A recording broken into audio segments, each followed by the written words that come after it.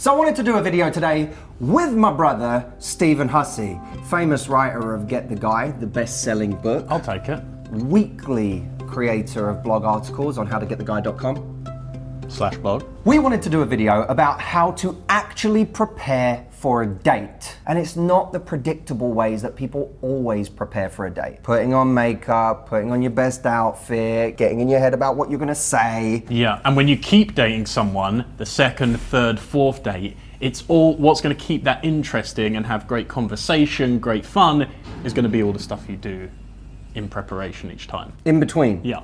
All right, let's go through our list. My number one is read a book. Be reading a book all the time. I don't care if it's non-fiction, I don't care if it's fiction, whatever it is, have something that you can bring to the table where you're being fed with ideas. I like that. I'm gonna add to the list, listen to a podcast. Not everyone's a reader. Like 30 minutes of listening to a podcast a week. Yeah, if you literally have like one or two cool facts you can talk about, it's just, it's not like you have to go and show off all your knowledge. It's just like, what will inspire great conversation? Yeah. So next one is have something fun scheduled after the date. So within a couple of days after, have something cool you're already doing. If you've got a Thursday date, have something cool you're doing on Saturday or on Friday night, because otherwise it's like, then you go, oh, what have you got on the weekend on the date? And it's like, oh, I haven't really got anything planned. Kind of sounds a bit lame. So have something planned already after the date. I also think though that just having something planned means this isn't the main event in your week. Yeah, and someone said once that one of the secrets to happiness is having two fun things coming up in the future. Because you have one thing, so you're excited about it, but then the second thing, so when the first one ends, you're not disappointed, you have something exciting coming up. It's making me think. I've got two exciting things coming up, I think. Exactly. Then you're happy. You're a happy man. Work out or do something physical. All this right. isn't... Oh, sorry. That's good.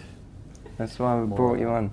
This isn't about being in shape. It's about moving your body so that you feel good, so that you feel sort of proud that you've done something physical. I know if too many days in a row pass where I don't do something physical, it affects my mindset, it affects my mood. So just working out or playing a sport, doing something that moves your body, that makes you feel proud, is a great way to set yourself up for the date. Tell the truth though, do you do 50 sit-ups before a date? No, I don't think I've ever done that. Right, because how many dates am I going? Like, how many dates am I going on to the beach? Yeah, if I was going to the beach for a date, maybe I'd do that. Third date, would you do 50 sit-ups? What are you insinuating about the third date? Shirtless? We've learned a lot about Steve's third date. Okay, this one might seem a little counterintuitive, but on the day of the date, do some meaningful work. So do some good work on the day of the date. This actually, by the way, could be my favorite one. I think what happens is when people go on a date and they think, I need to just be in a fun mood all day, but what makes you feel good on the date is the feeling like you're doing something, you've been doing something important and you feel kind of complete going on the date and you feel like, I've done some really important stuff today, so I can just have fun now. Like, this isn't a big deal. There's literally a philosophical argument for this, that when we lose ourselves in something of meaning and richness, and we work hard on something that matters to us, it crowds out the minutiae of everyday anxieties and stresses and the worry of, will this person be attracted to me? Will they like me? There's no room for any of that. There's just, I did something really meaningful today. And then you carry that sense of meaning and passion into the date. And it's like, this isn't a big deal now. This is just taking someone out for pie and ice cream, you know? You do pie and ice cream dates? Like, sort of, it's like wholesome 50s Mad Men pie. Who wouldn't Bizarre. say yes to pie and ice cream? I bet you, well, Lou, let us know in the comments. So my final one is don't talk to everyone about the fact you have a first date or second date coming up. Like your friends, family. Yeah, like, you know, co-workers. If you've got a date on the Friday and on the Monday, you're spending all the time building up, talking to your colleagues. What's it going to be like? Where's he taking you? Kind of gets to the day and it's a big deal. It's a lot of pressure. If you do that, it's kind of like you go on the date 5 times before you've actually had the date. Right. You're comparing the real date to the date that you and your friends have been talking about. Right, yeah, whereas it's like you want all that fun, spontaneous energy when you get on the date, so like the less you talk about it and build it up, it's like you can go on the date and it could be a nice surprise. Like you've been having all this fun in your week and then you go, oh, and I met a really cool guy and I had a good date. I like that. There you go. One of my favorite quotes is, if you stay ready, you don't have to get ready. And just like having a great gym session is about the week before, where you sleep well, you eat well, you do the right things for your body so that when you go to the gym, you can work out hard. It's the same thing for a date. When you read or listen to interesting ideas or work hard, do something that has meaning to you, do all of the things we've talked about in the run-up to the date, that's what then allows you to go on a date where you bring your best and you're at your most relaxed. And probably have a shower at least once a week if you have a date that week. And by the way, if you're watching this video right now saying, I don't even get dates, I have a program called Attract Any Man. It will show you how to create more dates than you know what to do with. I'll leave a link at the end of the video, try it out. And as always, I will see you next week. Thanks, guys.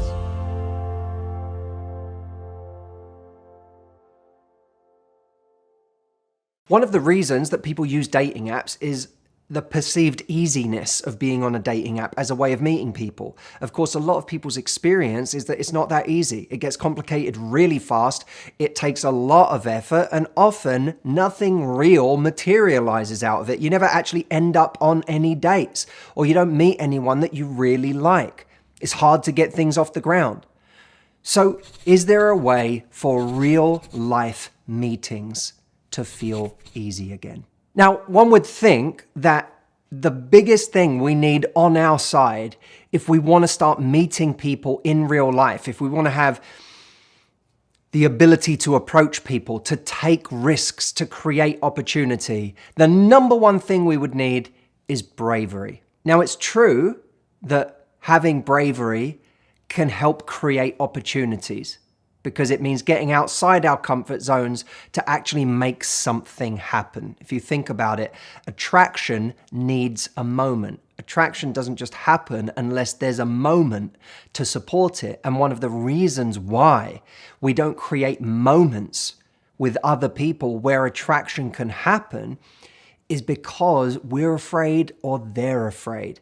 We're all afraid of rejection. We're all afraid of embarrassment, of saying the wrong thing. Now, while it may be true that bravery is useful, I believe that there's an even more subtle secret to creating opportunities in real life. And that is to make other people brave in the way that you behave. So in this video, I'm going to give you 7 things that you can do to make other people brave around you.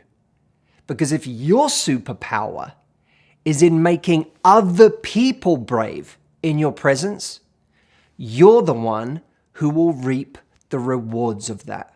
Number 1, don't create a friend fortress.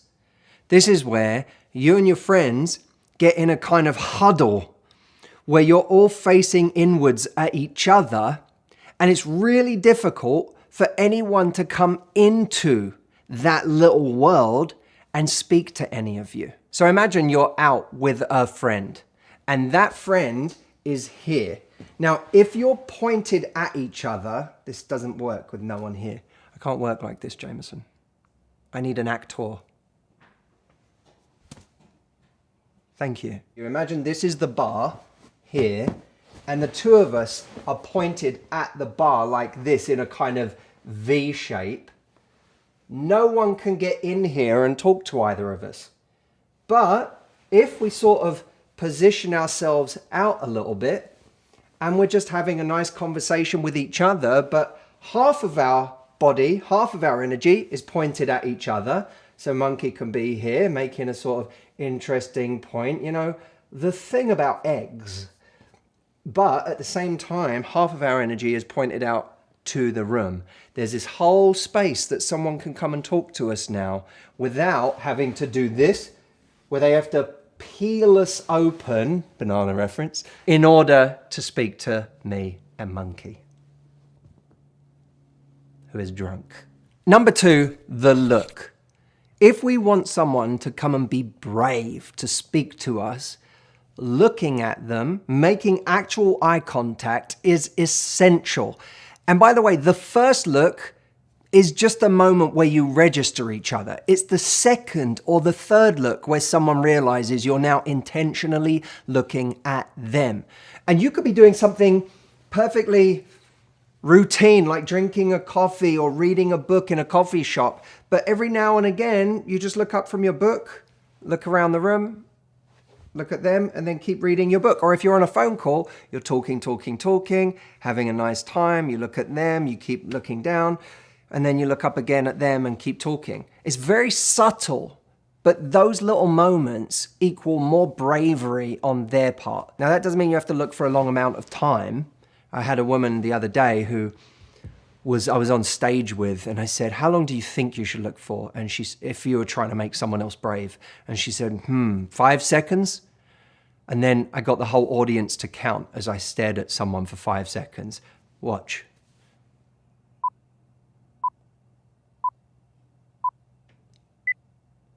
Number 3, you can make people braver if you get closer to them physically. How much space is there? How difficult would it be? Even if you were looking at them and they were looking back thinking, oh, this person likes me. This person's attracted to me. I should go over there. How much space do they have to close down to come over and make a move? Think of it this way. If you want them to talk to you first, imagine that the part of it you're helping with is getting closer, and the part they're doing is the talking. And as a general note, by the way, move around a room a little bit. Even if we're just walking around, grabbing a drink, going to the restroom, just moving, we're creating more opportunities for things to happen. We're putting ourselves in the flow, in the traffic of the room. Number 4, use the favor. I've been saying this for years. I'll wrap it up really quickly right here. One of the easiest ways to talk to someone is simply to ask them a favor. Could you hold my jacket for a second? Do you know anywhere good to go after this? Could you recommend me anything you've had here before? If you can ask someone a small favor, you're giving them permission to talk to you in that moment. The nice thing about the favor is that they don't necessarily see it as you hitting on them. They just see it as an opportunity to be gracious, to be generous, to be chivalrous towards you. And thus, it makes them braver. Number 5, use what I call 2-hit theory. One of the things that makes us nervous when we want to talk to people is we overthink how much we have to do in the first moment we speak to them. In other words, we think, I have to go over there, I have to say something interesting, I have to maintain a conversation, and if it's to go anywhere, at some point, one of us has to ask for the other one's number so that we can continue this conversation after this meeting. Now, if you start to stack all of those things that have to happen for this to be a successful interaction, you'll overwhelm yourself before you even go over there. 2-hit theory takes the opposite approach. You go and say something to someone with no intention of carrying on the conversation in that moment. You might literally look over and say, that looks really good, what you got. You know, what you just ordered looks delicious. And they're like, yeah, it's blah, blah, blah. And you say, well, I hope you enjoy it. Or, hey, how's it going? Sometimes literally it's just that. You're standing next to someone, you say, hey, how's it going? And you don't have any intention of carrying it on. You'll be surprised how brave you get when you don't have any intention of continuing the conversation. That's hit 1. The second hit is later on in that social setting when that person feels like they can talk to you, they can have another exchange because you gave them permission earlier on. Number 6, develop the mindset of a restaurant owner. Have you ever been in a restaurant and noticed that there is some man or woman who's walking around and checking in with people, saying, hey, how are you? Are you enjoying your meal? How is everything? And then you later learn that that person is the owner. Now, the fact that people didn't necessarily know that they were the owner when he or she came over to greet them doesn't really matter. All the customers really knew was that someone is coming over and being warm and asking me if I'm having a nice time, if I'm enjoying my food. It's the warmth, it's the confidence that makes us engage with that person. Now, I like to think of having a restaurant owner mentality in life in general. I was asked recently, what would you do if you were on a hike walking one way and someone you were attracted to was walking the other way? How would you strike up a conversation with that person? Well, one way to do that is literally have the restaurant owner mindset when it comes to the hike. This is my hike. I own the hike. So when you're walking past that person, hey, are you having a nice hike? Are you having a good, how's your hike today? You literally apply that same mindset. Now, this leads us to my last point. What we say is not nearly as important as the fact that we're saying something. Because when we say something to someone, we are creating a moment where attraction can happen. Attraction cannot happen without a moment. But also, at its core, saying something is really just giving someone permission.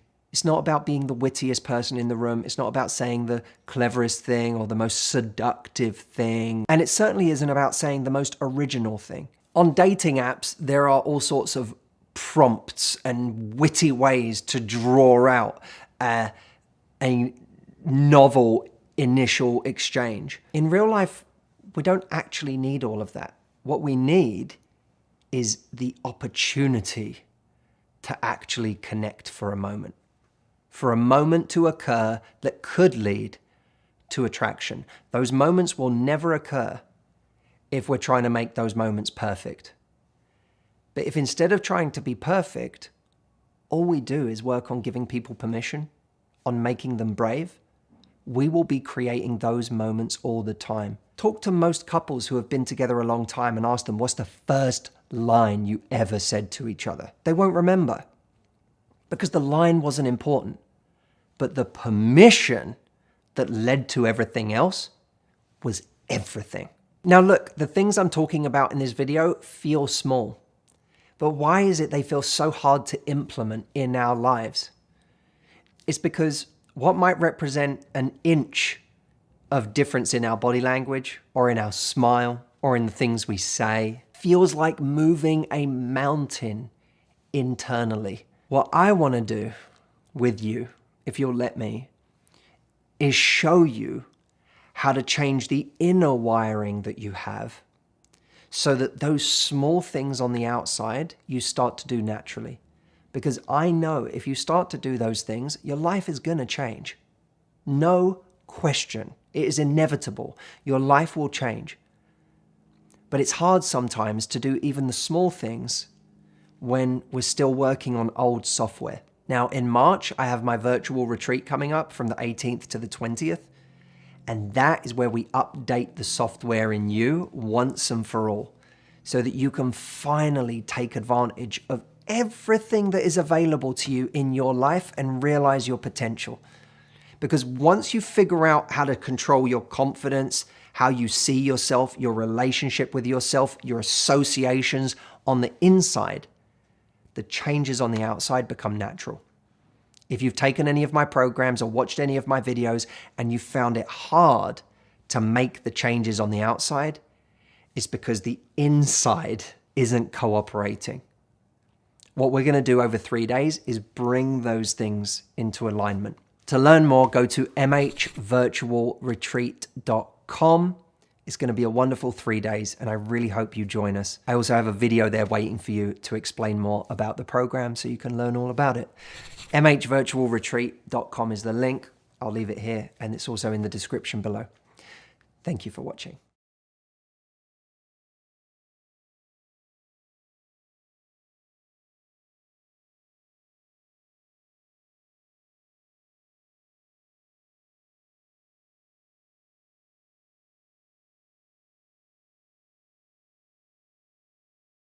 Hey everyone, I wanted to give you something super practical today. 8 questions you can ask on a first date to get beneath the surface, out of small talk, learn a bit more about who someone is, see if you're compatible with that person, and in the process, make you appear more interesting and likable and unique to the person you're on a date with. Pay particular attention to question number 8, because if you do it right, I think that question is the most revealing about a person. And by the way, if you haven't already, go over to yourdatingsolution.com, where I have a tool that allows you to input your dating challenge right now, and it will recommend you the solution of mine that best fits where you are in your love life right now. Go check it out now, yourdatingsolution.com. Okay, question number 1.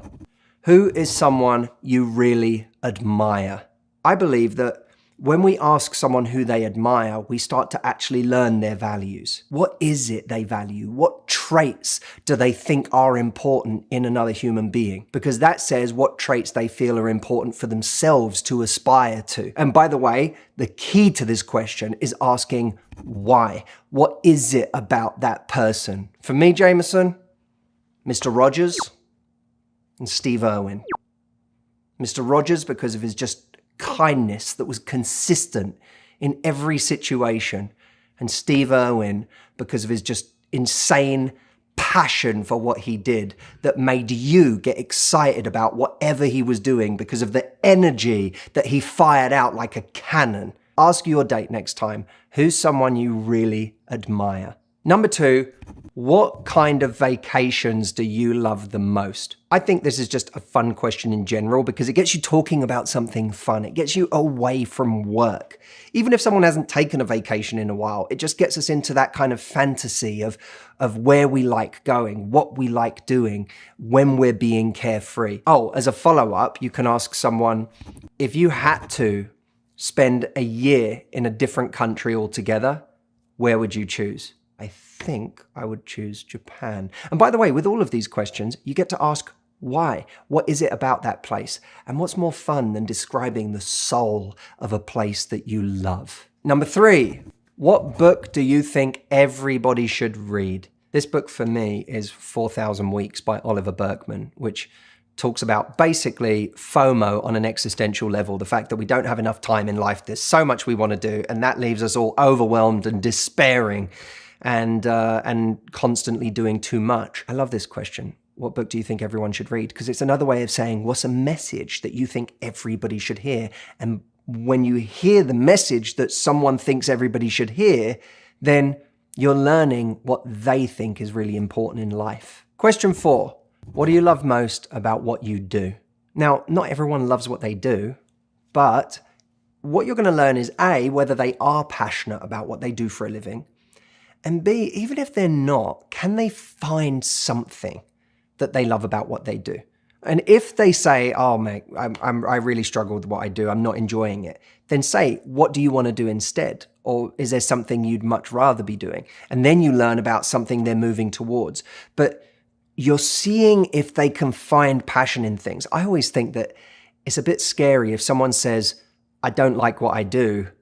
And then if you say, is there something else that you're working towards that you would love to do? And they say, not really. I would find that troubling because I'd think, oh, we don't have a lot in common. I could live with the fact that you don't enjoy what you're doing now as long as you were working towards something that you did enjoy. But the fact that you're doing neither scares me because it makes me feel like we have a different passion towards life, or we have a different standard for passion in our lives. Number 5, what's something you love doing but don't do enough? Traveling. Probably everyone's answer right now after the last 2 years, I realize, not just mine. I always feel like this activates a part of our brain that really loves doing something and gets excited when we think about it or when we talk about it. But maybe we haven't gone there in a minute. You're inviting them to tell you about hobbies or passions that they're not indulging nearly enough. And so you learn what their thing is. Number 6, I borrow this question from my dear friend and publisher, Karen Rinaldi, who wrote a book called It's Great to Suck at Something. And the question is, what do you suck at? By the way, you can even use Karen's book as the inspiration for this question. You can say, there's a book that I saw on the bookshelf recently called It's Great to Suck at Something. And it got me thinking, like, what do I suck at? What do you suck at? When you ask that question, you invite someone to a place of humility that a lot of people can't go to, a vulnerability that a lot of people aren't comfortable with. But I like being around people who can be vulnerable. Can you have a moment of actual vulnerability? I suck at karaoke. I get very shy when I'm in an environment where I might be called upon to do something like that. Some people they're like a duck to water when there's a microphone around. I am the opposite of that. And it's probably because I can't sing. Number 7, what is a film you are embarrassed you like so much? I had to really think about this one. Deep Blue Sea. That is a pretty bad movie. For some reason, Deep Blue Sea, there can't be a screen that Deep Blue Sea is on that I don't end up watching for the full 2 hours. I just think this question's fun. I also think you find out how seriously a person takes themselves. A bit like asking someone what's the most embarrassing song. If I looked at your top 25 most played songs, what would be the most embarrassing one among them?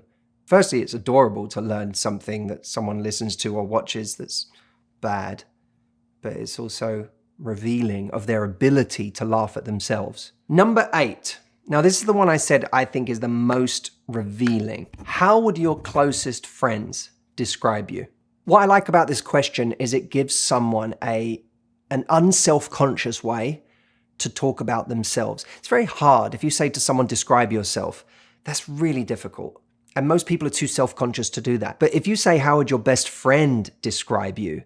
Then you're allowing that person to ventriloquize the person that knows them the best and say things from an objective standpoint, from some distance, but actually say things about themselves. Now, of course, all of these questions, one of the things they do is they give this person a platform to talk about things that are important to them, things they love, things they connect with. And it does it in ways that a lot of people don't ask. So inherently, you giving someone a platform to talk about all of these things that they enjoy talking about is going to make you more interesting to that person. I also want to add that it's incumbent on us to have good answers to the questions we ask. Anytime you're going in with questions like these, have a sense of, if someone asked me these questions, I would have rich and interesting opinions and things to say about the very things I'm asking. I'm not asking someone else to be interesting without being prepared to be revealing and vulnerable and interesting myself. Don't forget to go over to yourdatingsolution.com if there's a particular challenge you're facing in your love life right now and you want to know what I would recommend for that challenge. It's all there waiting for you. And don't forget, leave me a comment today. I want to read them. Like this video, subscribe to this channel, and hit the notification bell so that the next time a video comes out, you are the first to be notified. I'll see you next week.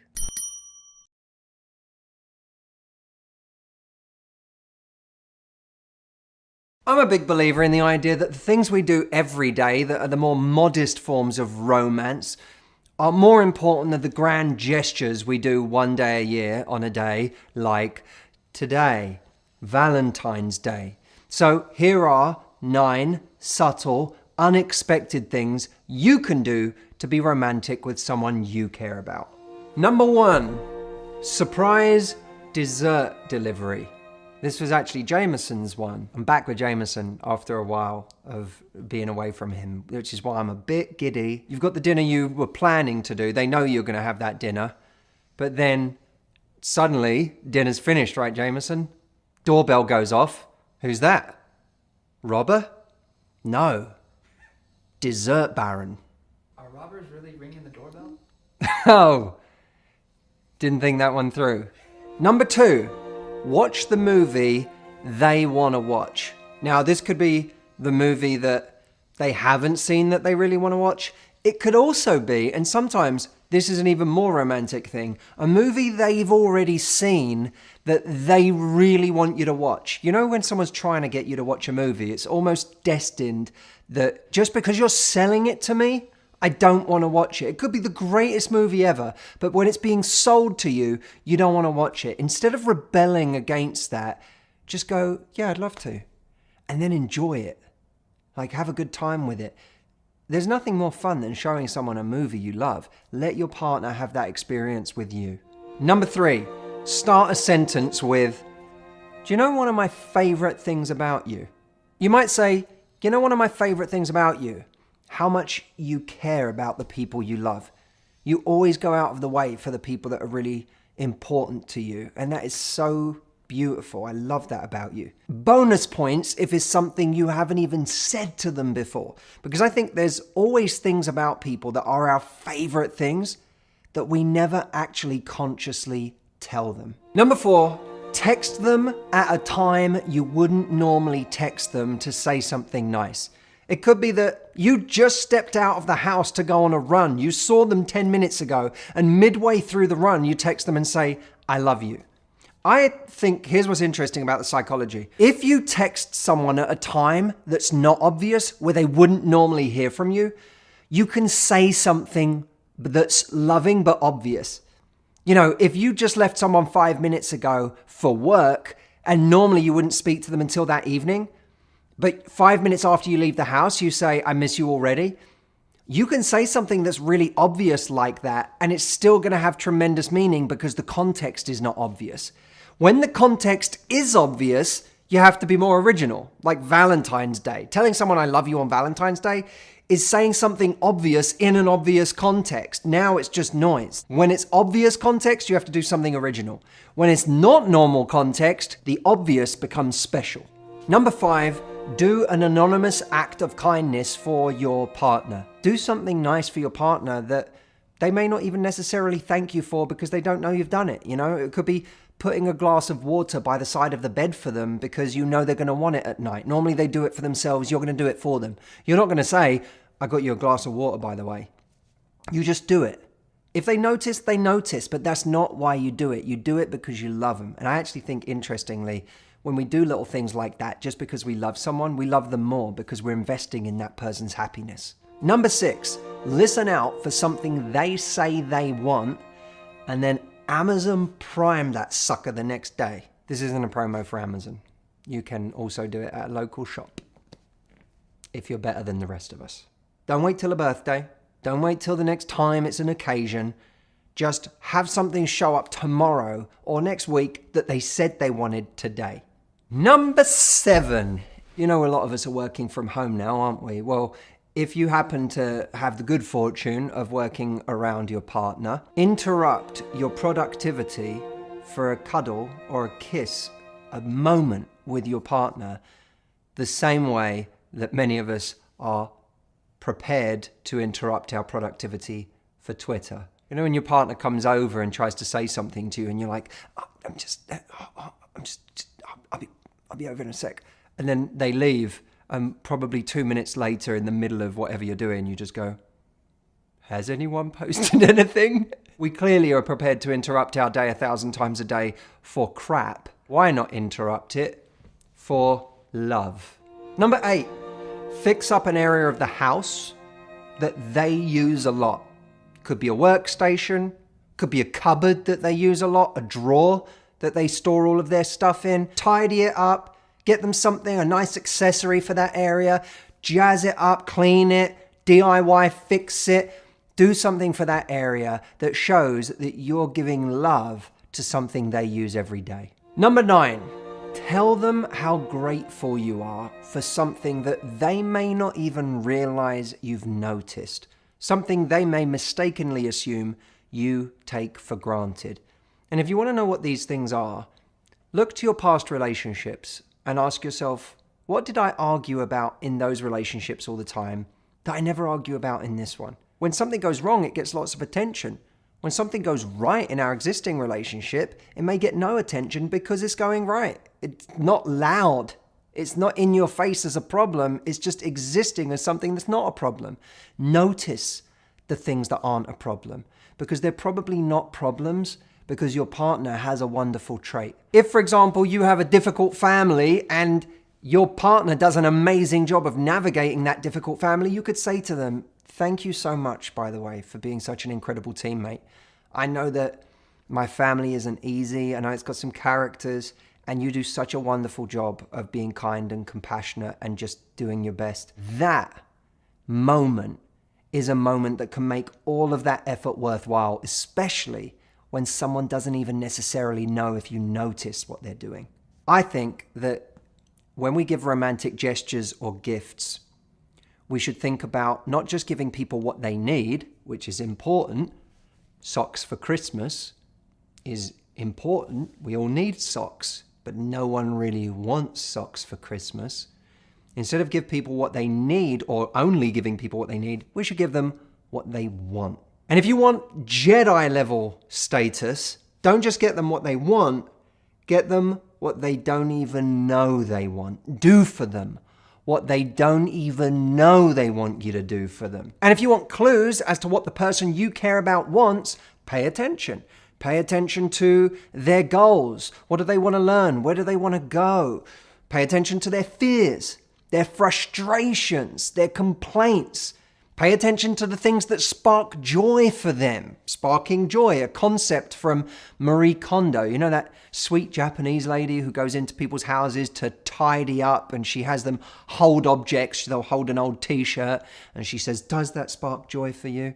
And if they say yes, then they keep it. And if they say no, then she dumps it. It's gone. I think we should ask ourselves, do we, as a partner, spark joy for the person we're with? When they hold us, do we spark joy? And that's something we can create by doing more things that create joy for that person. You, my dear audience, spark joy for me and Jameson. So thank you.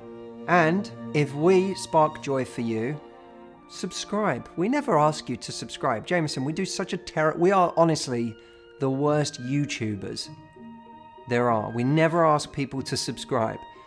There's a button somewhere.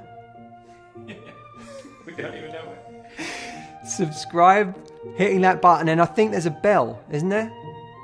There's a bell somewhere. If you hit that bell, when we bring out new video, that will go off, presumably. Do both of those things if we spark joy for you, which is probably becoming less likely by the second right now.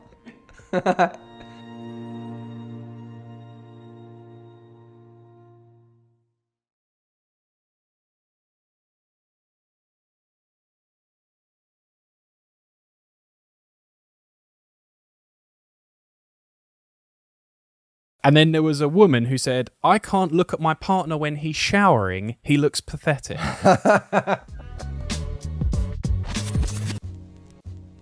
Well, let's do it. Icks, Steve. Where do you want to start with the ick? So the ick is supposed to be this feeling of suddenly, irrevocably being turned off by someone with no hope of return. It could be a current relationship, could be a budding one. It tends to often be people in this sort of middle stage, I'd say, or early to middle stage. And basically there became this TikTok trend. As much as I am up with TikTok trends, there was this TikTok trend of people describing their version of the ick. And this is where I want to point a question to you, Audrey, as we come on to this as a woman, because I feel there's some weird mix here between what might be genuine incompatibility, and that causes the ick, and then like just pet peeves. And a lot of these lists, so there's a list that came up that was a bunch of people's icks, and they sort of sound ridiculous. Go on. Matt, if I told you... Wait, these are ones you found on TikTok? These are ones that were listed in various articles gathered from TikTok and places like that. Putting his hands up on a roller coaster has given someone the ick. Playing cricket. Well, hang on. Let's just... So the roller coaster one is... Well, there's a few of these, so, I mean, let's... But just, you know, maybe we can pick up the pace on them. But like, can we just for a moment speculate on why putting your hands up on a roller coaster might be an ick?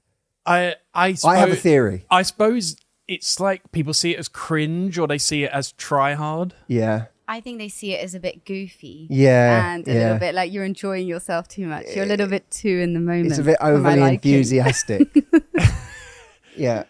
It's not cool. It's not like you're just on a roller coaster having a good time. It's like, I'm on a roller coaster and I'm going to make it even more scary by putting my hands in the air. Right. Like I'm a bad dude. I'm a bad boy, baby. No. It's the opposite. It's the opposite. It's like the bad boy is like, what are you doing? The bad boy is looking at the person with their hands up and like, what are you doing? Why are you doing that? The bad boy is enduring the roller coaster. Oh, so this guy's just really into it. He's loving it. The bad boy, like if the guy's sitting imagine like a teenager sitting next to his mum, and his mum puts her hands up on the roller coaster, and he's like, "Mum, put your hands down. What are you doing?" Because that sort of feeling. So it's overly keen. Right. And again, these are all the frivolous ones. There are some more Right, but I just think ones, it's interesting to kind of get a little bit of like psychology here. So what's the next one? So one is playing cricket. Well, hang on. This is a very English reference. This could not have come from American TikTok. Well, no, TikTok's, it's all over the shop. Well, I know that, but there's no way. This is not like... This is a very local reference. Here's a few more. Why playing cricket? For those in America, why might playing cricket be an ick? It might be seen as like a fusty sport, and it's a bit of a tough, posh boy. A bit of a type. posh boy, schoolboy sport. I guess that would be the image people would have of it. But here's some others. Jumped weird on a trampoline. Now that is very, very specific. Very specific. How many people are even seeing... I mean, you can go your whole life without seeing anyone you date on a trampoline. Yeah, so if he does it 10 years into the marriage, you're screwed. Right. And you get the ick. If that's your thing, you better put him on you better find an excuse to get him on a trampoline quickly. You go, I did not know what that prat would look like on a trampoline. Had I known. I thought he was the man of my dreams. Yeah. I feel misled. Here's sniffed loudly. Hang on though, why the trampoline thing? Sorry, Steve. You're overanalyzing this. I think the trampoline thing is the same as the roller coaster thing. I reckon he was enjoying himself a little bit too much on the trampoline, letting go. Not enough indifference. Not enough composure. And do you think it's also a coordination thing? Like, I don't like he sort of looked all gangly and weird. And look. Well, here's one. Standing in a long line. Standing in a long line could give someone the ick. I'm speechless for that one.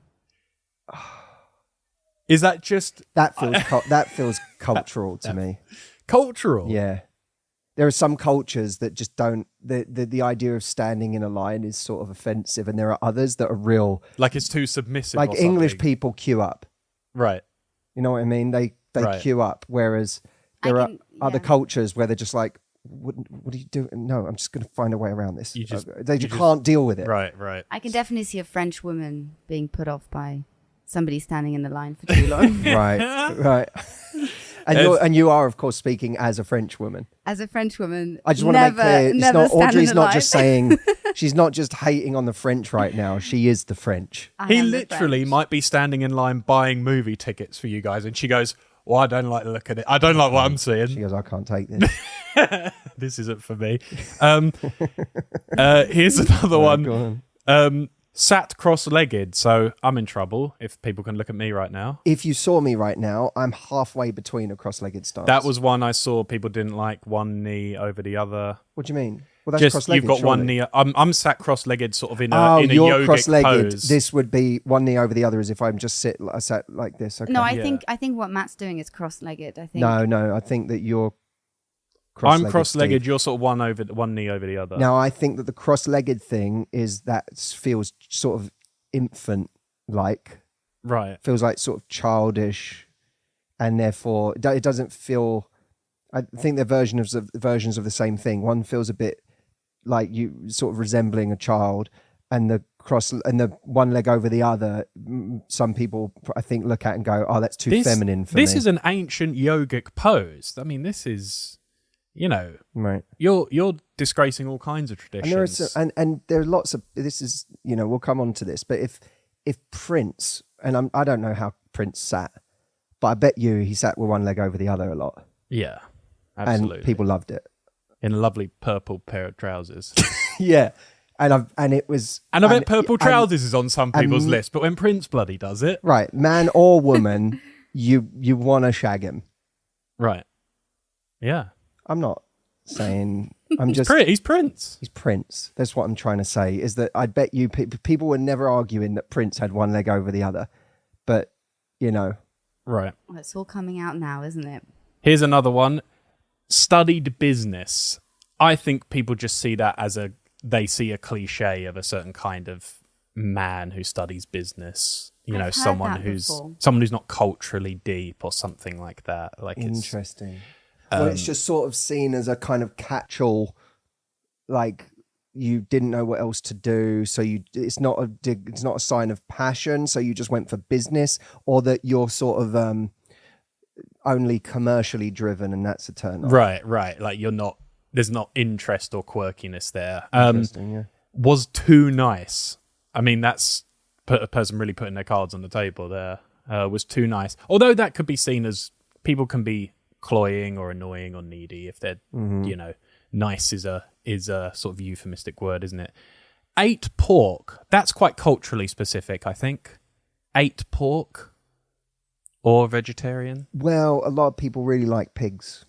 A lot of people like pigs. I do feel like pork, even amongst people who, it's not a cultural or a religious thing that they don't eat pork. There's just sort of eating pigs is just seen as particularly, they're bright. They're really bright. I love the attention you're giving to these. I find it interesting. I think there's insights into people from these. There's one woman wrote. So one guy wrote, girls who can't drive a manual car, denim jackets with woolly collars. And then a woman said... A guy wrote that. Denim jackets with woolly collars. That feels like a woman wrote that. And then there was a woman who said, I can't look at my partner when he's showering. He looks pathetic.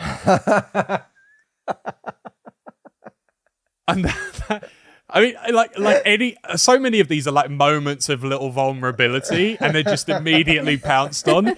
But a man showering, he literally can't do anything about that. That's also so mean. And also, it is mean. Also, some women find it sexy. So sorry, she said that. Like some people find it sexy watching their partner shower. So that's kind of like she said that about guys she's with.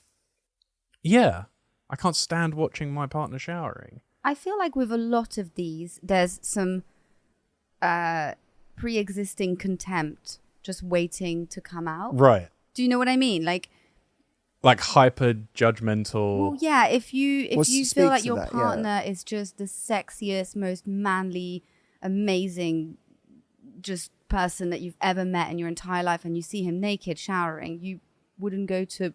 He looks pathetic. Yeah. You would. Sorry, Ryan Gosling. I'm not into when you soap yourself. I just it turns my stomach. I feel like it's almost that behavior then highlights something that's already existing in the way that they perceive that person. Do you think?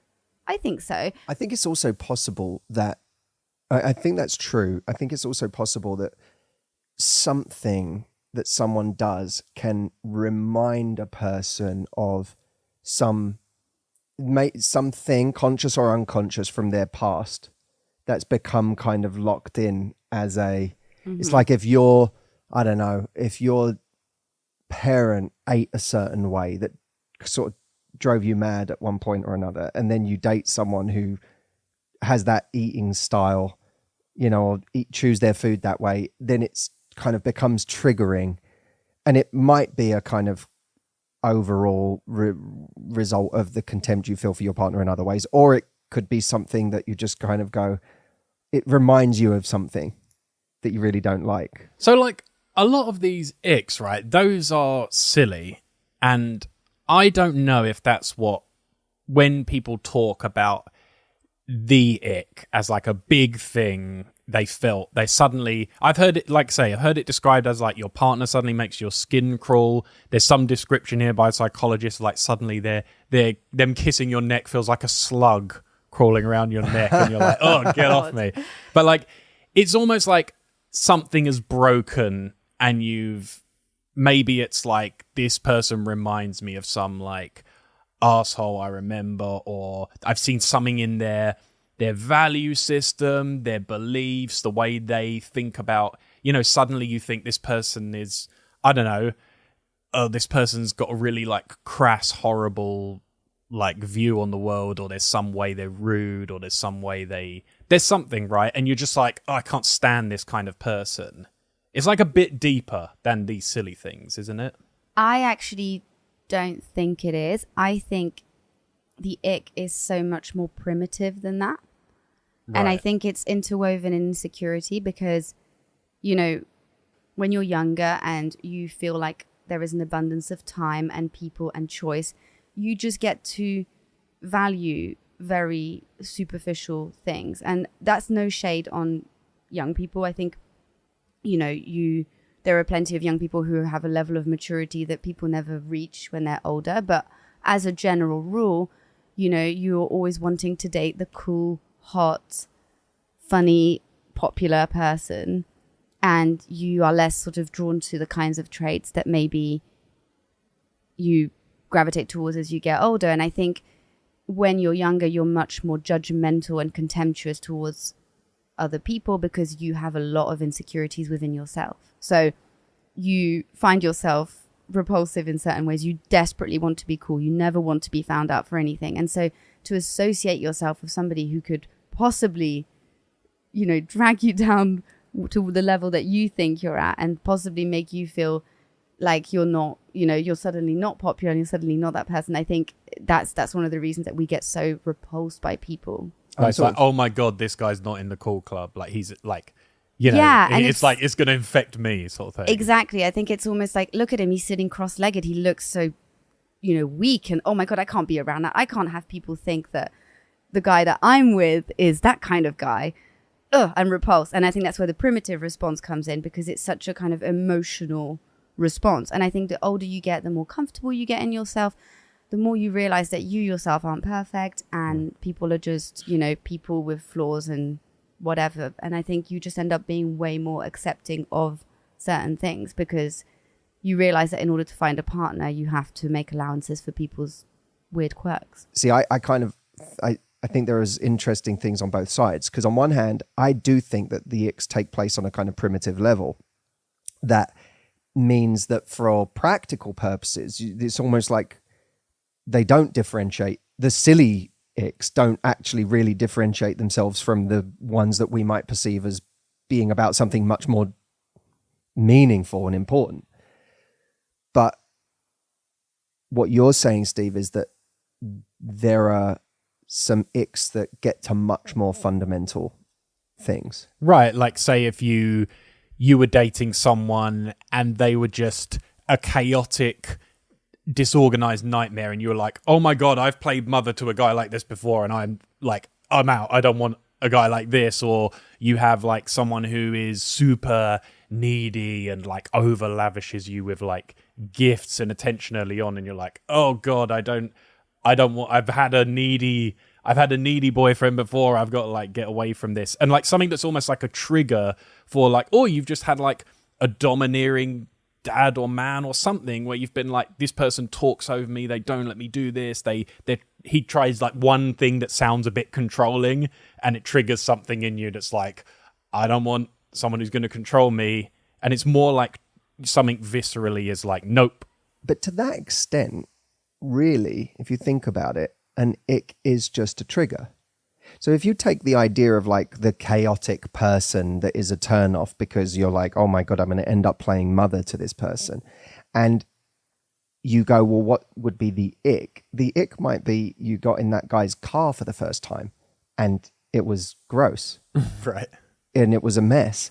And if you were then to kind of, if someone put that out on TikTok as the ick, they wouldn't describe it as my ick is a chaotic person whose life is in disorder and can't manage their responsibilities. You would say someone having a messy car. He had like 5 McDonald's wrappers in his car. To me, an ick is just a portal to that's why I'm interested, because an ick to me is just a gateway to a bigger theme about what is unattractive. And I'm really interested in people's opinions on all of this. I think this is people will have some really interesting ways of looking at this. So email us what you think of this, what maybe a story you have about this, maybe a story of a turnaround from an ick. Maybe you're struggling with a certain ick in early dating. Email us and let us know. podcast@matthewhussey.com.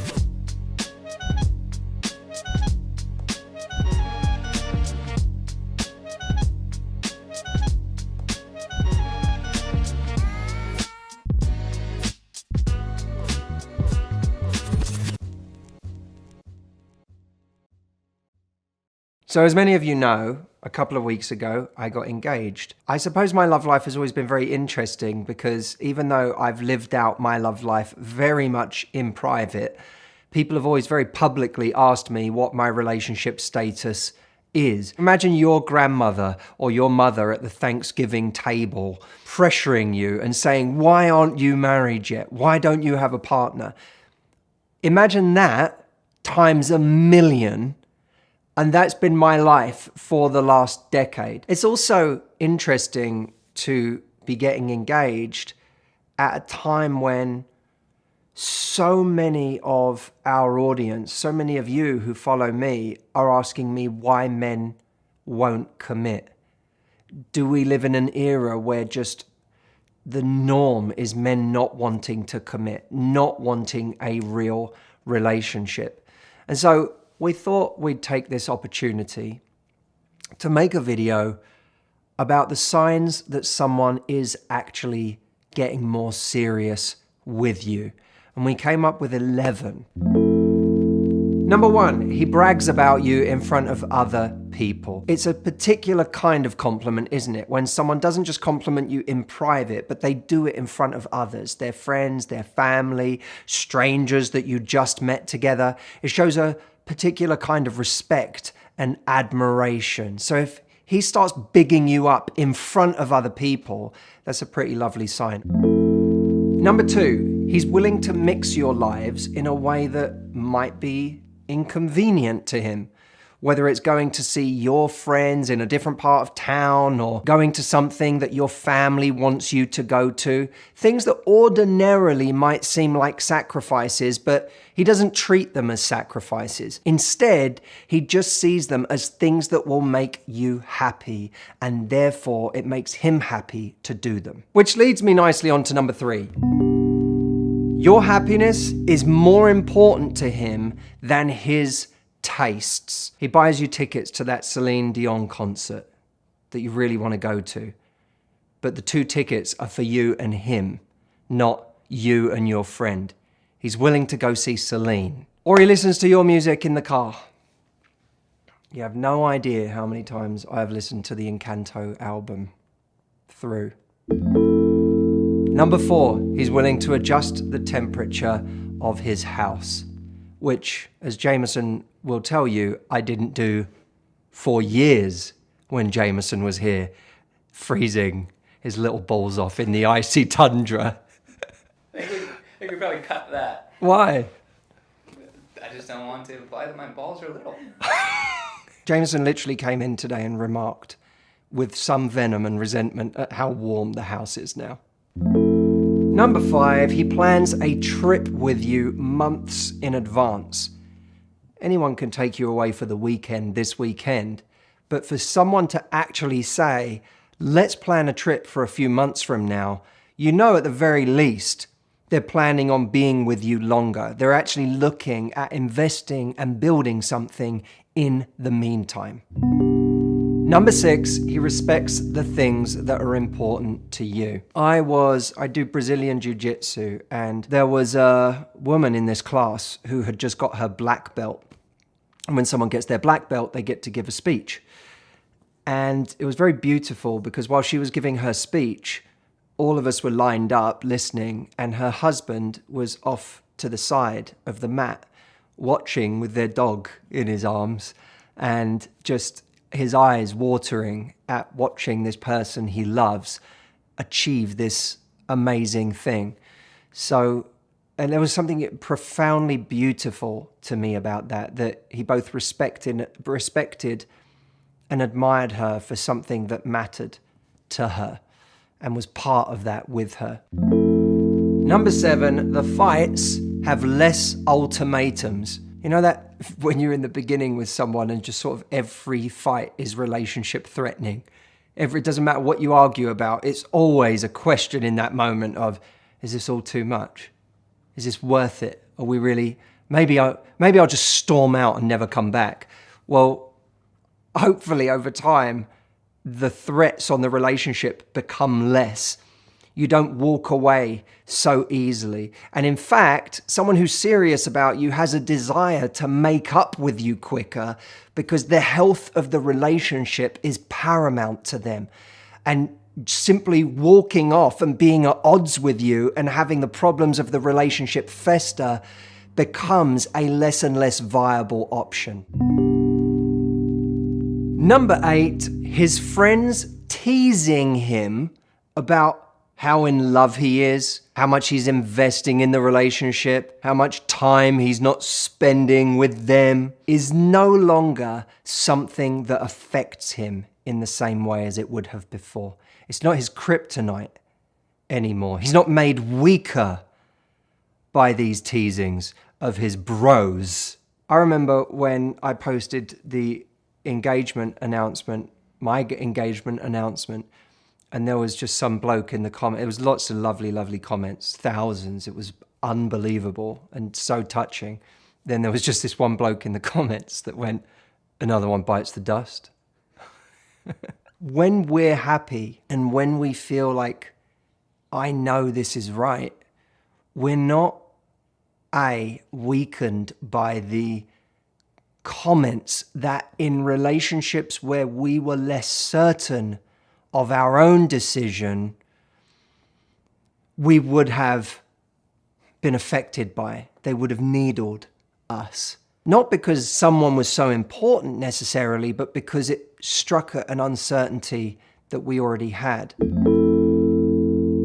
Number 9, when he stops worrying so much about missing out on other plans because he's happiest when he's spending time with you. FOMO becomes FOMO. Oliver Burkeman talks about the problem of FOMO in his book 4,000 Weeks, where he talks about this idea that we're all worried about missing out on things, and by definition, we are always missing out on everything all the time. And when someone's not particularly happy in a situation, or when they've got one foot out of the door, they're acutely aware of all of the things that they're missing out on in that moment. The party that their friends invited them to, the boys' trip that they could have gone on, the family event that's happening, or just the myriad things that he could be doing that aren't being with you in this moment. But that fear of I'm missing out on everything becomes irrelevant in the context of someone that you're building something with, someone that makes you happiest when you're with them.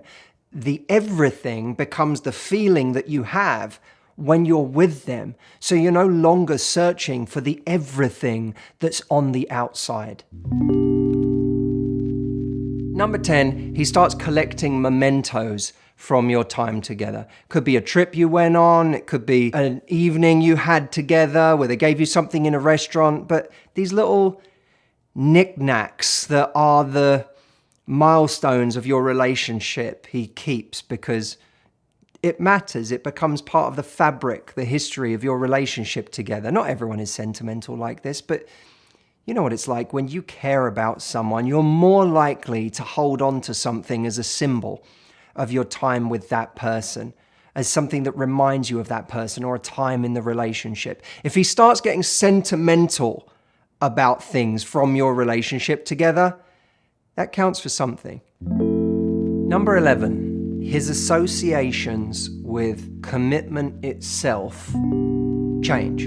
I know that for most of my life, it always felt like commitment was giving something up. It always felt like a sacrifice. There was always some glorification of the other, whatever the other may be.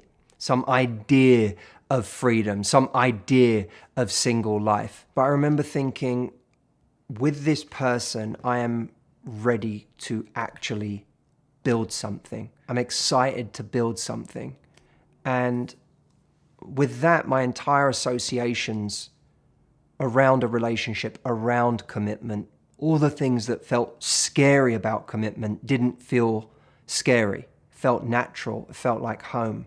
That becomes true, doesn't it, of anything in life that we develop a kind of positive addiction for. You know, if we've spent our life being really unhealthy and then all of a sudden we discover good nutrition and exercise and we start feeling really good, it doesn't feel like a sacrifice anymore. Instead, it feels like this is where I want to be. This is what I want to be doing. Our associations change. I'm not sacrificing something really exciting for this thing that's really good for me.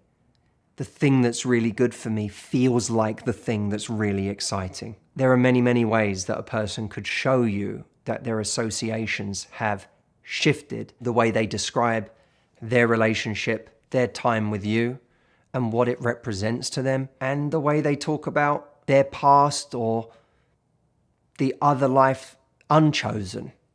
Do they talk about it with a sense of melancholy and heaviness and I've sacrificed so much? Or do they talk about it with a sense of calm and peace, a feeling of, I know that where I am is where I want to be? Thank you so much for watching. I wanted to let all of you know that I have something really special coming up on the 23rd of this month. For my members, I am holding a 2-hour masterclass on how to get him to commit. Because you maybe have gone through this video and listened to all of these things I've said and thought, well, I would really like someone to do and be all of the things you just said, but I'm not seeing those things. Well, there are actually things you can do to influence that situation. I don't believe that it's any woman's fault if a guy won't or can't commit.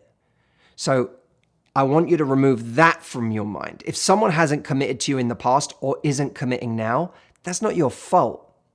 But I'd be lying if I didn't say that there were things I have learned over the years, in 15 years of working with people's love lives, that they could do to influence whether a guy commits or not. You have more power than you even know.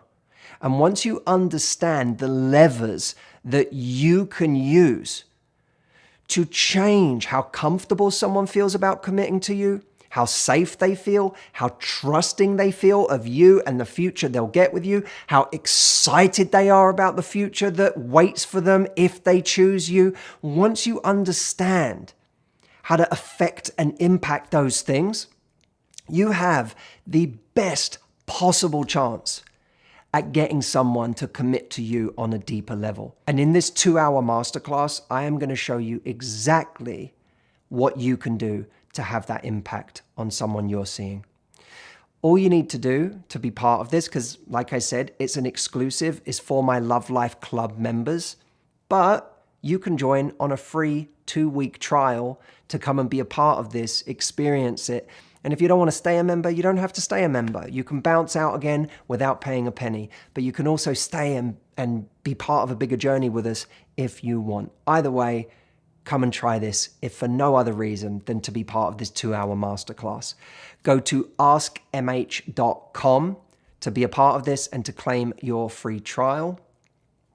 And I look forward to seeing you on the 23rd.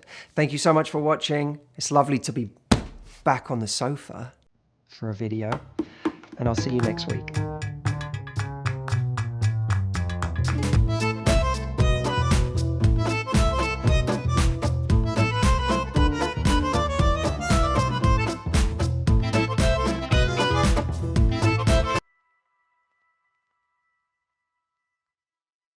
It can be quite easy for someone who's manipulative. They'll make you the problem. They'll convince you that the problem is coming from you. We're unwilling to revise our image of this person and of this relationship. Those emotions are exactly what got us into this situation in the first place.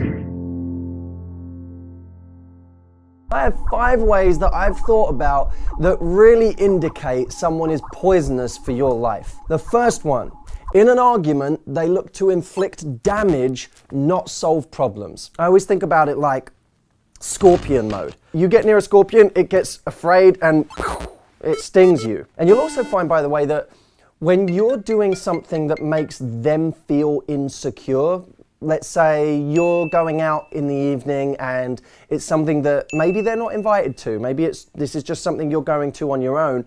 If they're feeling insecure about it, they won't come to you with that vulnerability. Instead, they'll make it a fight and then go to one-upmanship or revenge. So now they'll go out, but it will be about one-upping you, doing something that will make you even more jealous than they feel right now. Again, it's about inflicting damage, not about solving problems. Number 2, they treat everything like it's an attack. You may come to them in a completely civil and rational way and choose your words very carefully and say, listen, I just wanted to talk to you about that thing this week. You'll find that they will meet that with aggression. By the way, one of the common side effects of this, and you may have seen this for yourself, is you'll find yourself now afraid to bring up problems with them. You sit there agonizing over what words to use and treading on eggshells as you say something. If you're doing that to the extreme, it means that you don't have a healthy relationship with constructive criticism in your relationship. 3, they make you the root of all evil. So now, instead of admitting that something is actually their fault, that they need to change something, they'll make you the problem. They'll convince you that the problem is coming from you. And this is one of the really insidious parts. They can make you believe that things are your fault that have nothing to do with you. Sorry to interrupt the video, but if you're watching this and your love life is a priority for you this year, you want to meet your person, I have a free training called Dating with Results that is going to help you do that, and you can watch it right now. All you need to do to sign up is go to datingwithresults.com. I'll see you over there, and now let's get back to the video. Number 4, they'll show you the most love when you're hurt. One of the common patterns in toxic relationships is that toxic person they'll accuse you of things, they'll cut you, they'll hurt you, and when you're on your knees, crying, begging, when in that moment where you're at your lowest ebb and they realize that they've been able to break you, then they'll switch. Then they'll show you love. And here's why. Because at that point, they feel like it's safe to do so.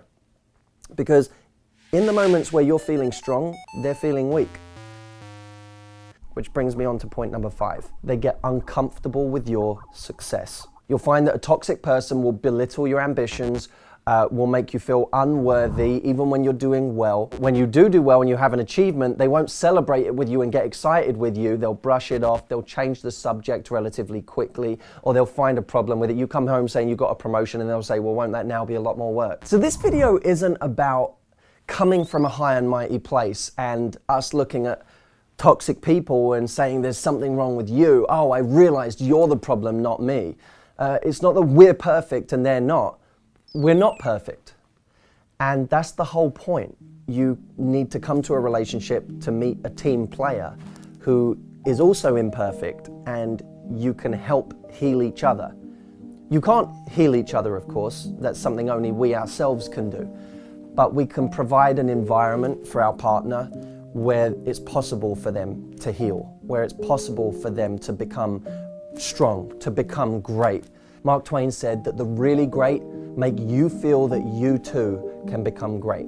Our emotions get very heavily involved in the people close to us, whether it's the person we're dating or in love with, whether it's our siblings, our parents, our best friend. There are things that we may deeply want to change and may even get to the point of saying, I need to change this, or I can't have a relationship with this person. There gets to be a point in life where we've communicated calmly and in a neutral way what it is we would like to change about the dynamic, where we have given many opportunities for that change to happen and space for that change to happen, and where we have it confirmed over and over and over again that this change just appears to be too big of a shift for this person. Either the shift never happens at all, or it's never sustainable. It's a 5-minute shift, and then they always end up snapping back into their default position and behavior. And when that happens, we have hard decisions to make. There's a point at which the source of the problem actually jumps. It transfers from that person to us, because that person is who they've been. Yeah, that's that right. should no longer surprise us. They are who they've been.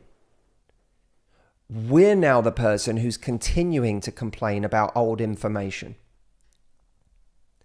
And we have to then look at ourselves and say, what's going on with me that I either can't leave this person and can't seem to shift or can't stay with this person and shift my expectation of them.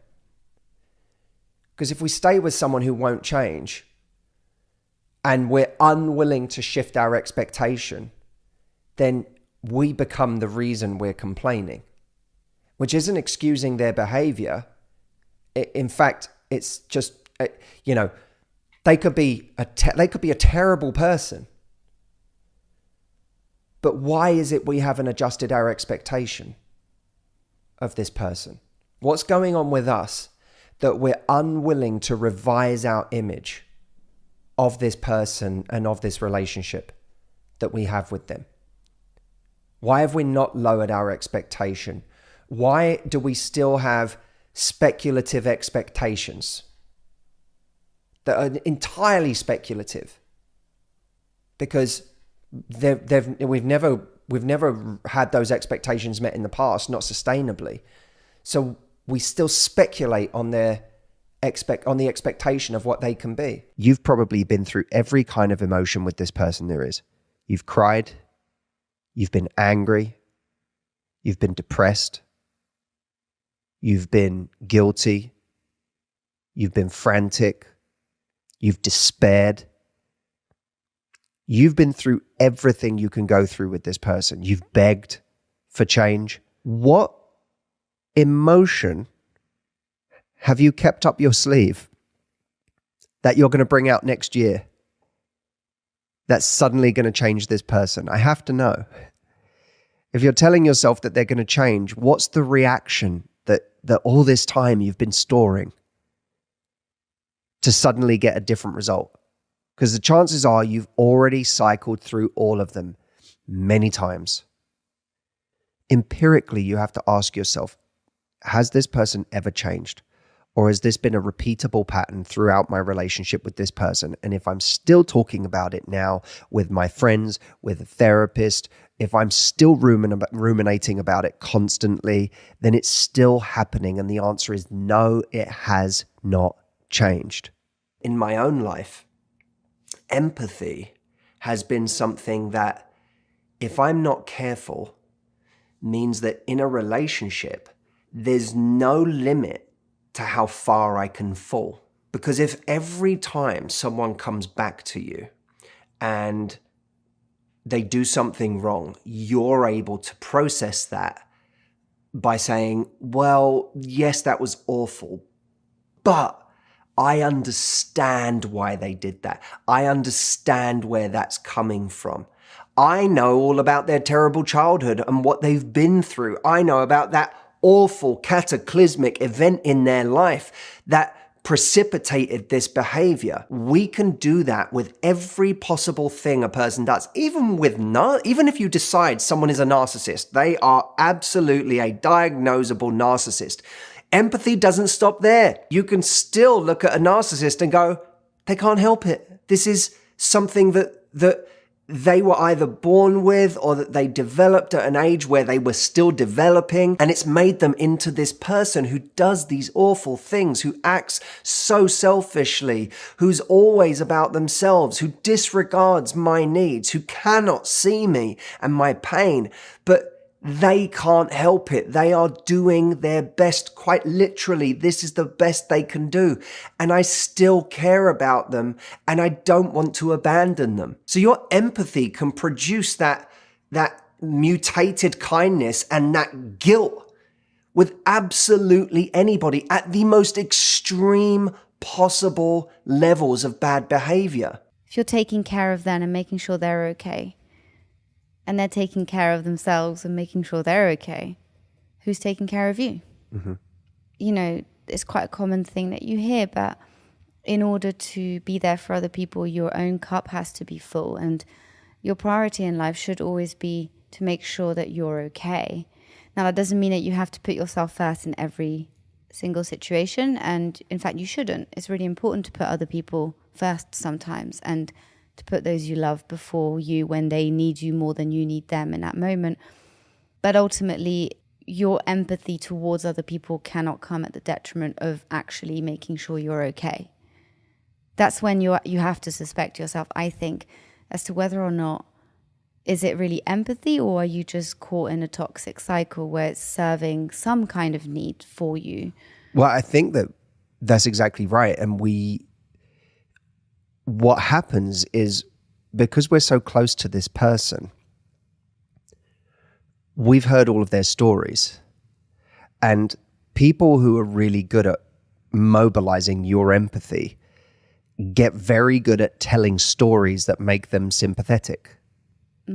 And by the way, we all have things that we've been through in our lives that could have made us worse people or better people, right? Everyone has things.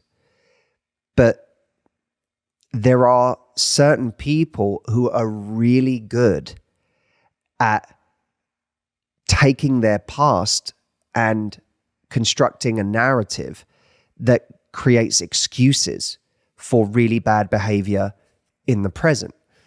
And if you're somebody who is truly empathetic and you're prone to feeling sad for people or seeing people as sympathetic, then it can be quite easy for someone who's manipulative to use their past as a way to mobilize your empathy. And it could also happen in reverse, by the way. If they know that you pride yourself on being generous, being kind, being empathetic, and then you start calling them out on their behavior and having more boundaries, they can then attack you for that and say, oh, and you're supposed to be, you see yourself as this empathetic person. Well, right now, you've got absolutely no care for what I've been through and the ways that I'm struggling. And you're always playing this empathetic character, and yet right now you're just abandoning me.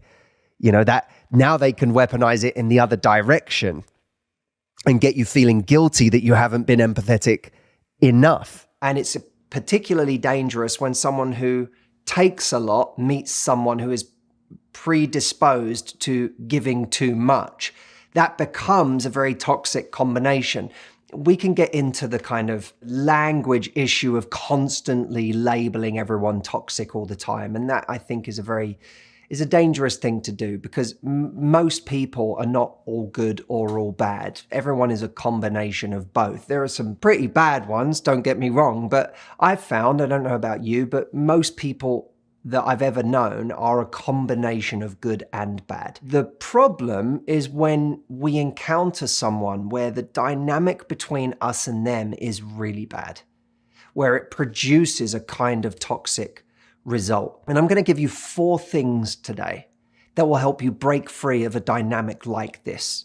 And in the process, massively build your confidence and develop a better life and better relationships. Number 1, listen to your resentment, but be impatient with your complaining. The resentment is powerful. The resentment is telling you something feels wrong. This giving that I'm doing, something about it doesn't feel right. It feels like there is a complete asymmetry in what we're bringing to this relationship. You know, think about it. When we give to a charity, we don't feel resentful afterwards, do we? Because we feel it was just generosity. It was just giving. It was doing something good. So then why in this situation does the giving lead to resentment? Because the giving has become a compulsion. So that resentment is something that we need to listen to, but the complaining is something we have to be incredibly wary of. And we've all done it. I've done it. I've been in situations before where I complain, in some cases for years, where I complain about someone over and over and over again. But my behavior around that person never changes. And we have to get to a point where we have an intolerance for our own complaining. Because complaining can just become a kind of pressure valve that lets the air out of our resentment until we decide to just go back to the same behavior. We don't actually do anything. Complaining becomes a surrogate for action.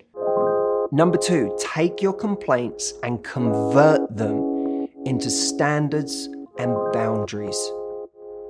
Every time you complain, I want you to hear what you're complaining about and go, well, okay, if I was to actually implement something that dealt with that complaint, what would it look like? Either in the form of a new standard or a new boundary. What would I say no to? What would I start saying yes to in myself or in the things I want to do? What behaviors would I change around somebody? Where would I stop listening or having a conversation with someone about a certain thing if that conversation is never productive, or if it always leaves me feeling like I've been berated for something that I don't deserve to be berated for? Where am I actually going to say enough? Where am I going to do something that I really want to do, even though my normal reaction to doing that thing would be to feel guilty about it? Take your complaints and make them actionable. Complaints are passive. Standards and boundaries, that's where all the results are. That's where the action is. Number 3, don't expect having these new boundaries and standards to feel good, at least initially.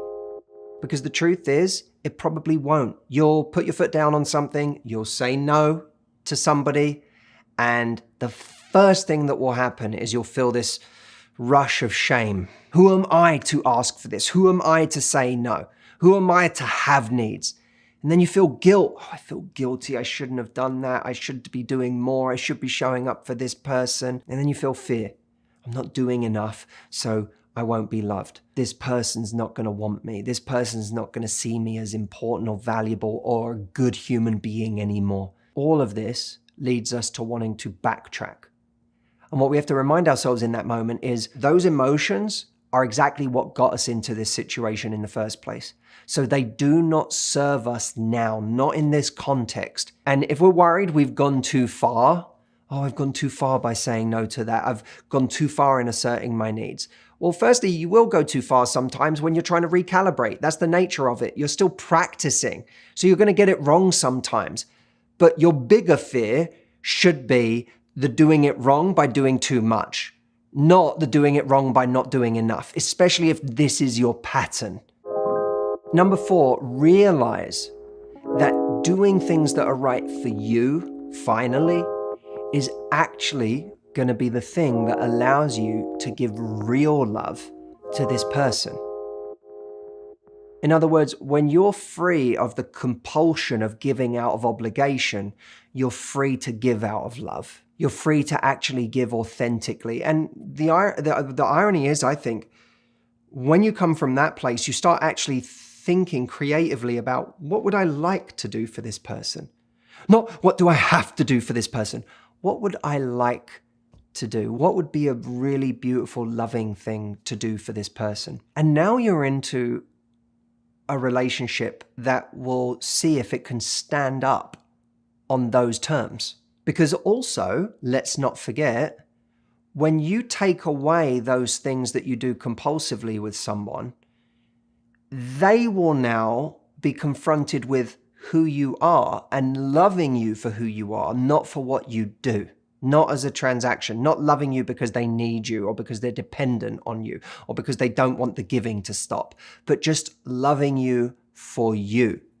Now, that will either be enough for them or it won't. Wouldn't you rather know, by the way? But what happens is you get to now love and give from a pure place. They get a chance, a shot at doing the same, and the relationship will now reveal itself to be what it actually is, which is either something worth keeping or something that was never worth as much as you thought it was in the first place. Dating is hard, isn't it? It's confusing, it can be stressful, it can be exhausting, it can be fruitless and lead to burnout. Well, I want to fix those things for you because finding love is a beautiful thing and it's a deeply human need that we have that is not going away regardless of how frustrated we get with the dating process. So if you want to escape the horrible dramas of modern day dating and actually just find the love that you're looking for, I have a free training I did called Dating with Results, where you can just give me 1 hour of your time. It's completely free,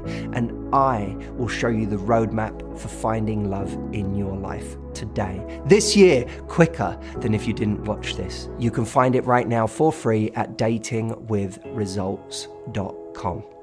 I'll see you over there.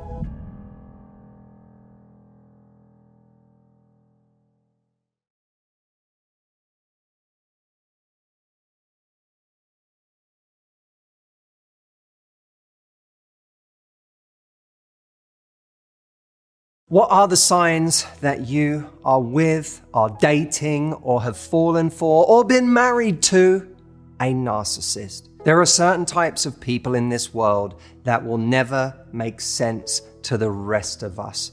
Those are the narcissists. And I don't mean that word in the kind of generic way that it gets thrown around a lot these days, where anyone seems to be able to be construed a narcissist based on one or two things that they've done. I am talking about someone who truly fits the bill, and you know one if you have been with one, because they don't just tick the box on one count, they tick the box in almost every diagnosable criteria of a narcissist. If you have been with one in the past, I think this is going to be a very cathartic and healing video. It's going to help a lot of people feel a lot more sane. If you are with one right now, it's going to help instruct how much information you have about the person you are with. If you have just come out of a situation like this and you're still in the devastation of it, I think it's going to help you understand a lot about what's just happened to you. Thank you, by the way, for watching my YouTube channel. I am Matthew Hussey, a coach specializing in confidence and relational intelligence. And for the last 17 years of my life, I've been helping people all over the world find love. Don't forget to like this video, subscribe to this channel, and hit the notification bell so that the next time I release a video, you are the first to be notified. All right, let's do this. Number one, they can be great sometimes, despite all of your suffering, despite all of the ways that they cause you pain, all of the betrayals, all of the ways that they invalidate your feelings or gaslight you. One evening, they come home and they're amazing. They're kind, they're sweet, they have great conversations with you, they're playful, they are loving, they are everything that you always hope that they would be. And when this happens, it's so maddening because we think, well, this is it. They are capable of being this. It's not that they're never capable of being what I want. They are being exactly what I always want right now. And we then start playing the game of, if I can just keep this going, this is the relationship I always wanted with this person. What we have to remember is that a narcissist might actually come across as a delightful person once all their needs have been met. That's not always the case, but for some, if all of their needs have been met, if they have their supply as it's known, if they feel validated and adored and there's nothing they want for, then they might see you in the evening, they might see you at some point and be wonderful to be around. But what you're really experiencing is them being great because every box is being ticked for them right now. The danger is who they are when they're trying to get their needs met. I like to think about it like a broken watch. A broken watch is right twice a day. It's wrong most of the time. But for 2 brief moments a day, a broken clock is correct. Don't mistake a relationship that works a couple of moments a day, a week, or a month with a working relationship. You have every right to be loved, considered, and seen in every other minute of the day too.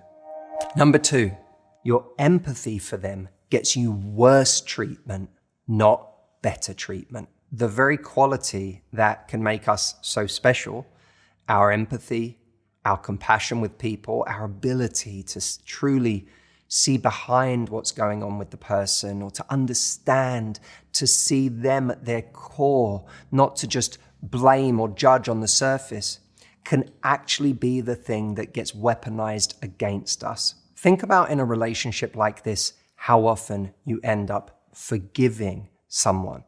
Well, empathy is often the horse that forgiveness rides in on, right? Empathy is the thing that ushers in forgiveness. When we understand someone, when we know their story, when we are able to see the hardships that they've endured in their life, the things that they've been through, that maybe it feels like uniquely predispose them to this bad behavior, to treating us this way. It breeds a kind of sympathy, maybe even a kind of pity, God, they've had it hard, they've been through a lot, they can't help themselves. And that empathy is what allows us to keep forgiving someone, to keep making allowances for their terrible behavior in the present. And of course, when we finally say enough is enough, that person will often shame us, shame the part of us that wants to feel compassionate by saying, how could you? How could you leave me? How could you judge me? How could you not forgive me? You know me. You know what I've been through. You of all people I thought would understand. In those moments, their story and all of the reasons that we should see them as sympathetic can get weaponized against us using our empathy, which is something we pride ourselves on. So we have to be extremely careful of that. But the real insidious part of this is that one would think that the person who lives on this island with the narcissist, who gives them the most sacrifice, the most compassion, the most empathy, would be the person that they treat the best. Sadly, the person living on that island with them is usually the person they treat the worst. For a narcissist, our empathy isn't seen as some beautiful quality that signifies our value. Our empathy is seen as their ticket to doing whatever they want. It is seen as their perpetual get out of jail free card anytime they want to get their needs met in any disrespectful or terrible way. And they know at the end of any terrible behavior, they can always rely on, and because of their entitlement, expect forgiveness. Number 3, they are able to move on impossibly quickly after something terrible they have done to hurt someone they love, which may mean you. I want you to think about the things that this person has done to hurt you. And as a thought experiment, I want you to now imagine that you had done any of those things to them, that you had caused that kind of hurt to someone you love. How long would it take you to move on from that? You, not them. How long would it take you to move on from that? How hard would it be? How much work would it take for you to forgive yourself? For you to let go of any shame that you felt, any guilt that you felt at having done that, any anxiety that you felt at having been what you might think of as a bad person? How long would it take you? How hard would it be for you to move on from that? Then consider how easy it was for them to move on from that. Many narcissists will never apologize and expect you to move on. But even the ones that can apologize will often expect that once the apology has been issued, the situation is over. And if you continue to have any feelings about the betrayal that you've been through, the pain they've put you through, the hurt they've caused, they will start to become incredibly impatient or even angry at the fact that you are still making a big deal out of it. Why are we still talking about this? I thought it was over. Their response is devoid of compassion. And by the way, that doesn't mean that they won't grovel in the beginning or perform grandiose gestures in order to win back your good graces, in order to prevent from losing you. They're only doing that in order to get back to the status quo so that they can get back to getting their needs met, so that they can get their supply again. They're not doing it because they fundamentally feel bad, because what they have done has gone against some fundamental moral compass that they have, that they now are finding it challenging to reconcile or forgive themselves for. What they want is for you to move on as quickly as possible because they moved on the moment they did it. In fact, for them, there was nothing to move on from. By the way, never let someone else's ease of moving on gaslight you into believing that what they did wasn't so bad after all in a situation like this. Their ease of moving on has nothing to do with the scale of what they did. It has everything to do with the absence of empathy and compassion that they feel when they do bad things. What's up, everybody? Sorry to interrupt my own video. I just wanted to let you know that we only have 35 spaces left for my live retreat in Florida this September from the 9th to the 15th. If you want to spend 6 days with me, getting to know more about your story, helping you through some of the deepest things that you want to work on, this is the place we do it. It's only happening once this year, and this is your chance to get on board. So go to mhretreat.com, grab one of those 35 places before they're gone, and I hope I will get to see you there. Back to the video.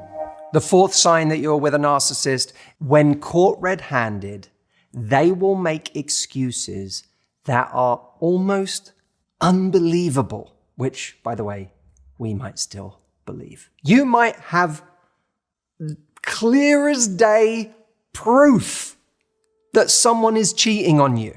I literally found the messages on your phone. And they will say something like, "What are you doing on my phone?" And come to think of it, that's my private life and has nothing to do with you.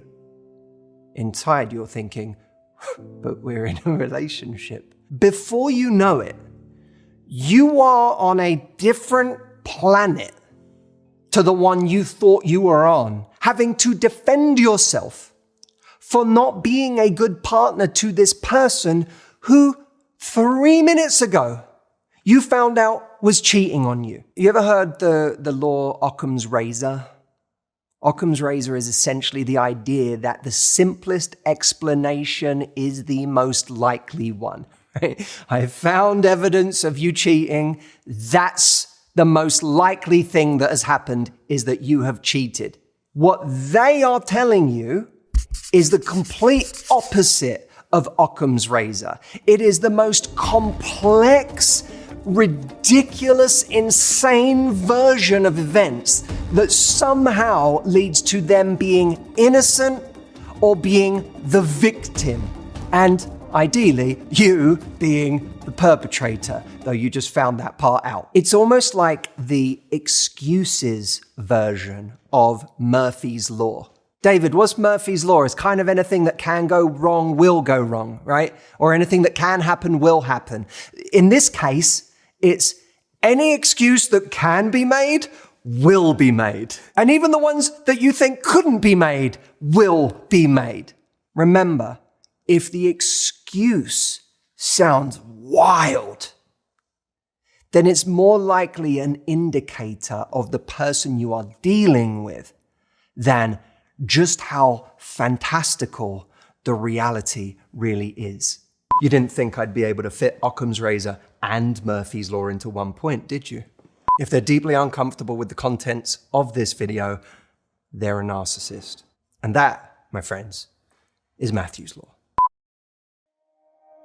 The fifth sign you are with a narcissist, even when you are at your worst, in a moment when you are sinking and you think they wouldn't let you drown, they do. This, I think, is one of the most earth-shattering, reality-bending realizations that people come to when dealing with true narcissism. They may have seen bad behavior over time. They may have seen it consistently, reliably, predictably. But there's something in the back of their mind that tells them, yes, but if I was truly in trouble, if I was really on my worst day, this person would be there for me. Of course they would. We've been together all this time. We have history. I've sacrificed so much for them. I've always been there for them. We are lovers. We love each other. At the end of the day, we are like this, despite all of the chaos on the surface and all of the friction in our relationship and all of the challenges we've had. At the end of the day, we are there for each other. And in a sense, it may feel like we never truly put that to the ultimate test until something dreadful happens in our life, until something goes truly wrong. It might be a point of financial devastation. It might be at the point of a health diagnosis. It might be a time when your life falls apart in some very real way with your family or your mental health. That you believe that in that moment, when the chips are down, they'll throw you a life raft. They'll be there for you. And in that moment, you watch as you're going underwater and they're not there. They stand by, either with indifference or with excuses. In short, you cannot know the extent to which a person like this will abandon you in the key moments until those devastating moments actually happen. And for a lot of people, that moment is a moment of true realization. It's almost, for a lot of people, a moment that they can never go back from. They will never forget that in that moment, when they were drowning, the other person did not save them. And you can't unknow that. It's almost like we can't bring ourselves to believe that we're in a relationship or married to an alien. And some people are watching this and it applies for them with a family member or a parent. But it's hard to believe that this person that you have been wed to in one way or another is actually an alien to you, who does not operate by the same set of laws in life. So we still identify with them. And we say, no. When it really goes wrong, they'll behave like I would behave. And that's the mistake, is that right up until total devastation, we still believe that they will behave like us. But they will never behave like us because they don't operate according to the same set of laws. By the way, don't ever shame yourself for feeling like a fool when it comes to this. It is one of the most mind-blowing, reality-shattering realizations that you will have about a person. And long after it's happened, you can still fail to understand how the hell that person was happy to let you drown. Don't shame yourself for finding it hard to wrap your head around that reality. The fact that you can't really wrap your head around that reality is a sign of who you are and your character and just how different you are from them. Sign number 6, they show emotion, but their emotion doesn't come from the same place as our emotion comes from. So it's very tempting when we threaten to leave someone to see their tears, to see them cry, to see them get upset, and to think, oh, they do have the same emotional register as me. Look, I keep talking about them like they're this cold, calculated, unemotional narcissist, but look how much pain they're feeling right now. Look how many tears they're shedding. Maybe they are like me after all. Now, it's not that their tears aren't real. It's not that their tears are an act. That's just another falsehood. Their tears may well be real, but their tears aren't for you. Their tears are for them.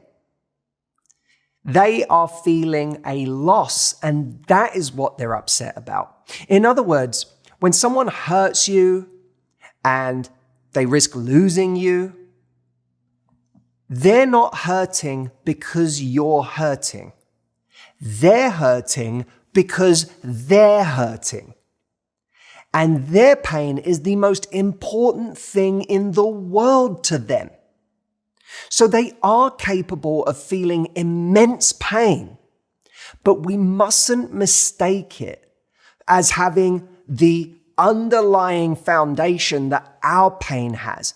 When we feel pain, it's often from a place of having caused someone else pain. Our pain is our guilt. Our pain is our self-loathing. Our pain is our self-admonishment that we could have done something like that to someone.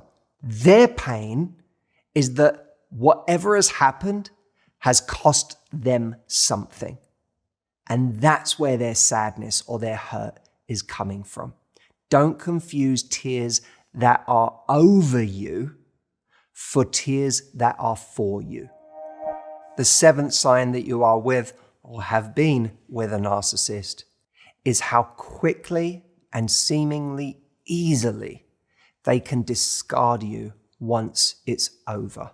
It is another shocking realization. I feel like every narcissistic relationship is a sort of a series of shocking realizations to wrap your head around. And in many ways, the final shocking realization that people have is that this person that they thought once they finally left the narcissist or once they finally stopped giving in to them would continue to hurt or would in some way continue to do the right thing afterwards or continue some strand of connection, how easily that person severs all connection with you.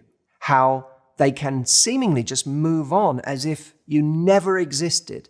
And any communication with them from that point is tantamount to an inconvenience to them, unless it still represents some kind of supply, right? If the narcissist can continue to get supply from you in some way, then there may still be some passing interest. In other words, if they can still get validation from you, adoration from you, if they can still get their needs met in some way, then maybe they'll hang on to that connection. But the moment you refuse to be their supply anymore, which means having boundaries, having standards for yourself going forward, the moment you are no longer supply, they discard you as if you never existed. And for people who have so much history with someone, in many cases have built a life with someone, or been raised by someone, or raised someone, the idea that that person could just cut them off and move on to another life at lightning speed is the most disorienting, bewildering thing. But that's exactly the experience so many people have when it comes to narcissism. This can have the effect of being almost this like kind of exit gaslighting that happens on the way out.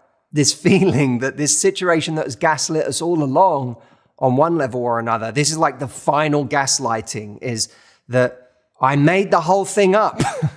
I thought we were soulmates. I thought we were this couple that looked out for each other. I thought we had a marriage that meant something at the end of the day after years or decades of being together. And seemingly it counted for nothing. It is like it was all just a hallucination of my own. Whatever they thought of the relationship or how different it was in their mind to how it was in yours, your love was real.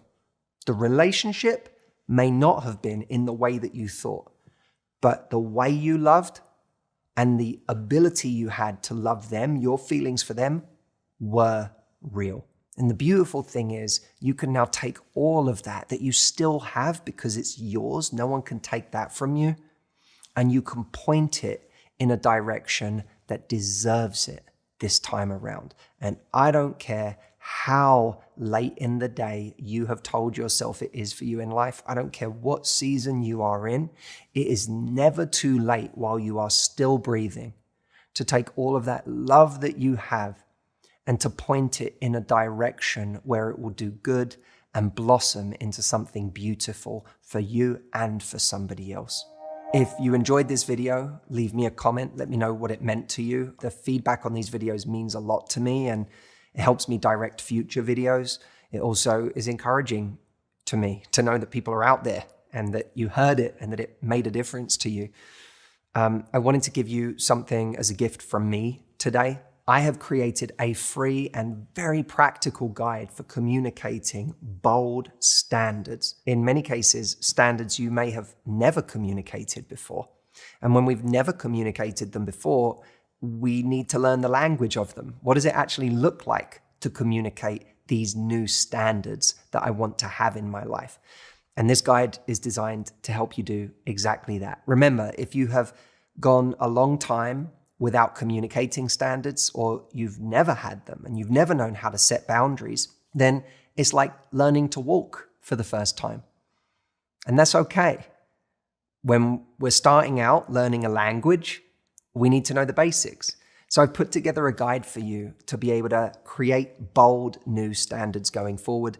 And it's really going to show you what they look like, literal sentences that you can say to people to have the kinds of standards that are going to create a better life, a better relationship for you in the future, and protect you from the kinds of relationships you may have had in the past. Go to boldstandards.com and you can download that guide for free right now.